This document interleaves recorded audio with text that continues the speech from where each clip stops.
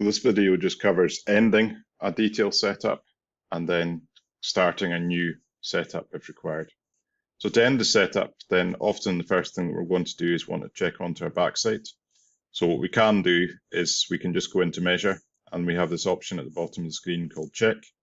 And if I just choose check backside, then the instrument's automatically going to turn to its backside, and it's going to wait for us to go back onto it with our pogo, or if there's a traverse target already there, then we can, it will automatically lock on. And then what we can do is we can take a measurement back onto our backside. Target locked. And it will show the value different. And I'm afraid I've got this set up in a table so we can see that we've got a dramatically different horizontal angle as I've moved the instrument around at short range. But normally we'd expect this to be very, very tight. So we can store that as a check, or we can just escape out after we've done the check.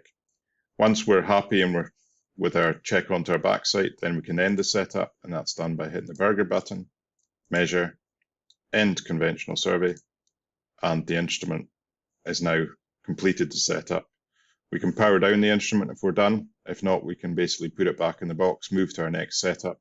And if we now want to do the next setup, so we've now set up the instrument onto the second station and backside onto the first station, then we just choose measure, we choose the survey style again, we choose station setup, temperature and pressure corrections, and this is where we can interact with the map. So if I want to set up in station 2, I can just tap station 2 here. We can put in our instrument height. We can accept that. We can then say that we're going to backside onto station 3, station 1 rather. We can put in our height. And then when we make our measurement, we'll see our outer tolerances. And we can see here that the outer tolerance is showing a 5.6 meter error, because I actually haven't moved the instrument at all. In this video, I've just basically left it where it was. But obviously what we'd expect to see here is a very low